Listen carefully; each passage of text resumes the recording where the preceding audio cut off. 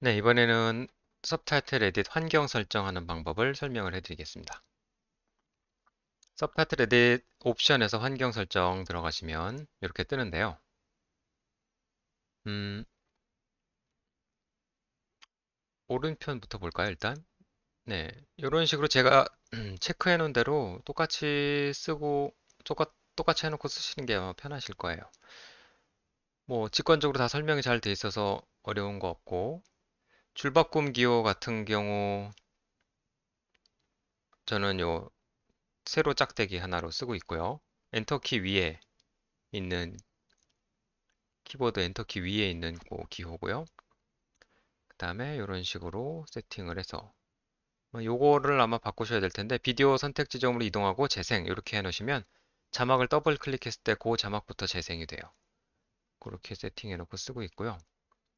지금 보시면 이제 프로필이라고 되어 있는데 이걸 클릭하면은 여러 이제 업체별로 세팅 값을 저장을 해 놓을 수가 있어요.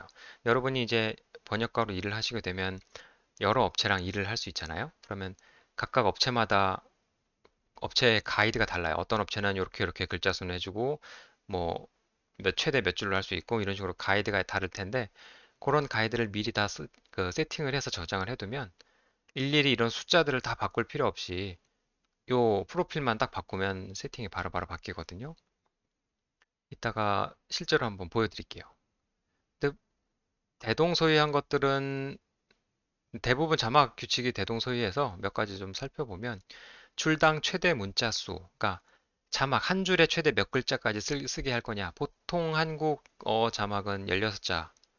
일반적으로 예, 넷플릭스나 뭐 케이블 TV나 이런 데 대부분 16자 기준으로 하고 있죠. 그러니까 16이라고 쓰시면 되고 최적 문자 그러니까 초당 몇 글자까지 보통 할 거냐 이런 건데 일단 요거 둘 다 12자로 해놓으시면 됩니다. 이게 넷플릭스가 보통 초당 12자예요. 그렇게 하시면 되고 분당 문자 수는 그냥 아무거나 쓰십시오. 이거는 사실 별로 중요하지 않고요. 그 다음에 최소 표시 시간, 최대 표시 시간, 이게 듀레이션이에요. 자막 길이가 최소 몇 초는 돼야 된다. 최대 몇 초를 넘으면 안 된다. 그 뜻입니다. 그러니까 이게 숫자가 좀 이상하잖아요. 이게 밀리초예요. 그러니까 우리가 흔히 알고 있는 초에 천을 곱한 숫자라고 보시면 됩니다. 그러니까 7천이라고 돼 있으면 7초를 의미하는 거예요. 지금 834라고 돼 있잖아요. 요거는 0.834초를 의미합니다. 아시겠죠? 예를 들어서 어떤 업체가 그 최소 듀레이션을 0.5초로 요구를 했다. 그러면 뭐라고 쓰면 될까요? 여기다 500이라고 쓰면 되겠죠. 이해되시죠? 자, 그 다음에 이런 거 자막 사이의 최소 간격. 그 업체에 따라서 자막과 자막 사이에 간격을 일정하게 띄우라라고 요구하는 업체들이 있어요. 그런 경우에는 그 일정 간격을 여기다 입력을 하시면 되고요. 나중에 설명해 드릴 거예요.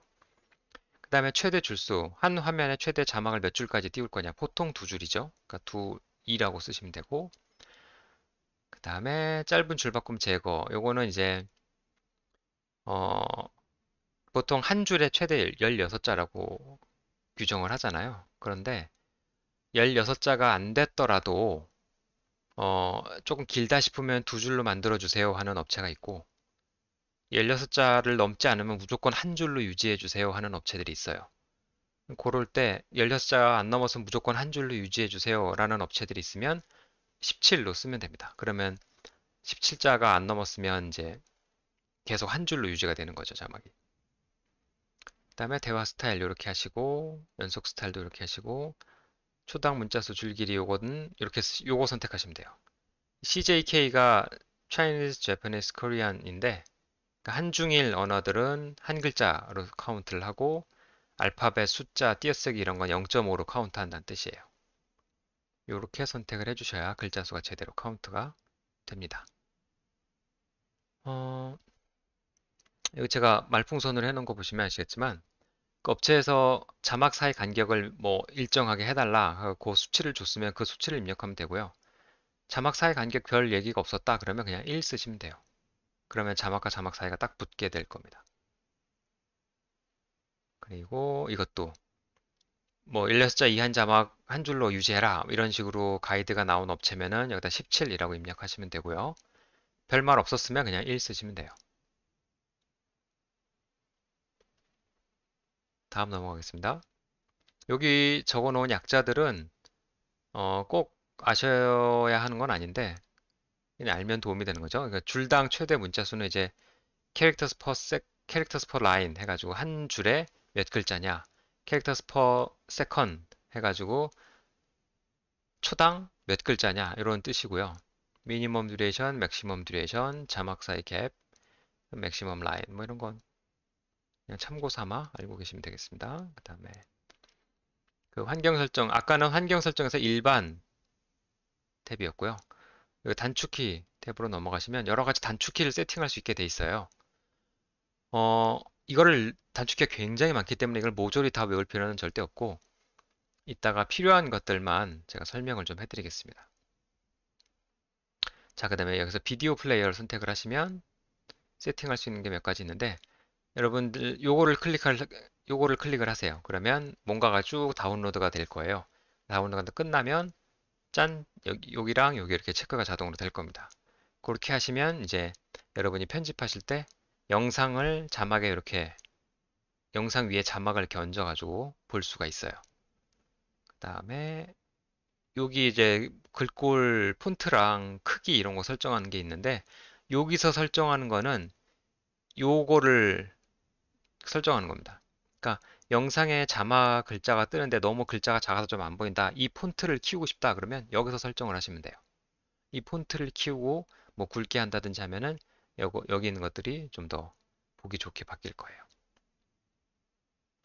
그 다음에 파형 스펙트로그램 탭으로 가시면 색깔 선택할 수 있는 게 있죠. 여기 색깔들이 제가 다 화살표로 해놨잖아요. 이 색깔은 이 색깔을 말하는 거고요. 이 색깔은 이 색깔을 말하는 거고요.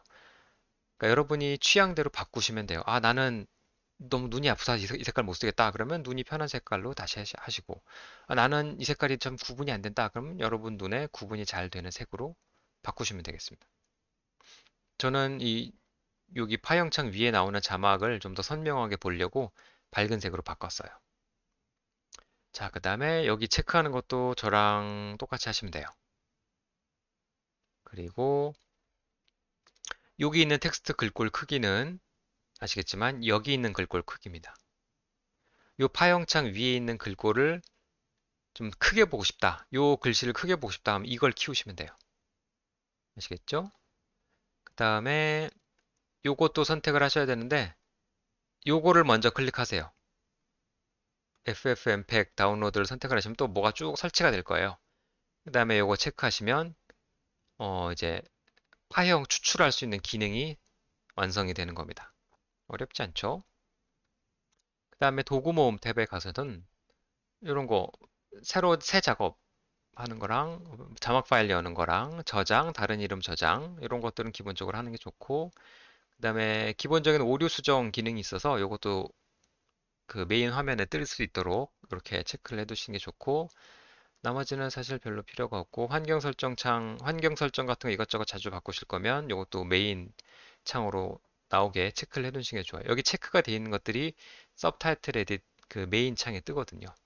그 다음에 요거 도구 모음 영상 프레임이 몇인지 표기 나오는 그 표기되게 하는 기능이거든요. 이걸 체크를 해두시면 영상 프레임을 확인하기가 좋습니다. 그 다음에 모양 탭 가시면 여기도 딱 뭐 폰트랑 글꼴 크기 선택하는 게 있잖아요. 자, 이거는 뭘 고르는 거냐? 이 위쪽에 있는 폰트랑 글꼴 크기는 여기 있는 거를 선택하는 거고, 설정하는 거고요. 요 아래에 있는 글자 크기, 굵게 이런 거 세팅하는 거는요. 여기 있는 글씨 세팅하는 거예요. 그러니까 여러분이 자막 작업을 하실 때 아, 나는 여기 있는 글씨가 좀 크게 나왔으면 좋겠다. 그럼 이거를 키우시면 돼요, 폰트를. 나 여기 있는 폰트가 마음에 안 든다. 내가 좋아하는 폰트를 바꾸고 싶다 하면 여기서 폰트를 바꾸시면 되는 거고요. 그 다음에 여기 있는 뭐 글씨를 크게 하고 싶다. 그럼 이걸 키우시면 되는 겁니다. 그 여기에도 지금 설명이 나와 있지만 지금 여기서 여러분이 글꼴 바꾸는 거는 그냥 서브타이틀 에디트에서 작업할 때 쓰는 용도로 여러분 보는 용도로만 쓰는 거라서 납품되는 글꼴하고는 아무 상관이 없어요. 그러니까 여러분이 좋아하는 글꼴 아무거나 쓰시면 돼요. 가독성 좋고 여러분 눈이 편한 그냥 글꼴 선택하시면 됩니다. 자, 그 다음에 서브타이틀 에딧 이렇게 기본 창을 놓고 봤을 때 그 창 크기를 좀 변경을 할 수가 있어요. 지금 제가 파란 라인으로 이렇게 깔아놨는데 요 라인 있는 곳에 마우스 커서를 쓱 갖다 대시면요. 요런 모양으로 마우스 화살표가 요런 모양으로 바뀔 거예요. 그럼 요걸 클릭해가지고 쭉 위로 올렸다 내렸다 하면 창 크기가 변합니다. 요 자막 창 크기도 변하고요. 그 다음에 요거를 쭉 올렸다 내렸다 하시면 요 파형 창 크기가 변하고요. 그 다음에 요 창을 쭉 왼쪽 오른쪽으로 왔다 갔다 하시면 영상 크기가 변합니다. 그러니까 여러분이 모니터 사이즈도 다르고 그럴 테니까 편하신 대로 사이즈를 조절해서 쓰시면 되겠습니다. 자, 서브타이틀 에딧에서 실제로 이 세팅 한번 보여드릴게요. 저는 지금 일단 저희 회사 세팅으로 일단 해놨는데 이렇게 보시면 아마 여러 업체들 세팅 값이 기본적으로 있을 거예요. 근데 사실 이거는 실제 여러분이 받게 되는 작업하고 사실 별 상관이 없기 때문에 저 같은 경우는 이걸 다 삭제를 하는 편이거든요. 이 오른쪽에 점 3개를 누르면 이제 상세 설정으로 들어갈 수 있어요. 여기서 사실 이런 거 다 필요 없잖아요. 여러분이 뭐 일하시는 거 아니니까 이런 데랑 지우시면 돼요. 이렇게 제거 뭐 다 필요 없다 하면 모두 제거하시면 되고요. 이렇게 필요 없는 것들을 제거하시면 되고요. 여러분이 새로운 업체를 만났다 그러면 새 작업 눌러가지고 새 업체 이름 쓰시고 그 업체에 맞는 조건들을 설정을 하시면 돼요. 그래서 확인 누르면 그 업체 세팅이 저장이 됩니다. 그래서 그렇게 저장이 된 업체들 필요에 따라서 간단하게 바꿔주시면 돼요. 이 업체랑 할 때는 이 업체 설정, 저 업체랑 할 때는 저 업체 설정 이렇게 불러오시면 되는 거죠. 그리고 아까 창 크기 변경 한번 볼까요? 이렇게 이런 식으로 커서가 변하죠? 이렇게 왔다 갔다 할 수 있어요. 여기도 파형창, 여기죠? 파형창을 이렇게 파형창을 크게 보려면 이렇게 작게 보려면 낮추고 영상을 크게 보고 싶다 그럼 이쪽으로 당기고 영상을 좀 작게 봐도 되고 자막을 나는 많이 보고 싶다 그럼 자막창을 이렇게 크게 하시면 됩니다. 여러분이 편하신 대로 세팅을 하시면 되겠습니다.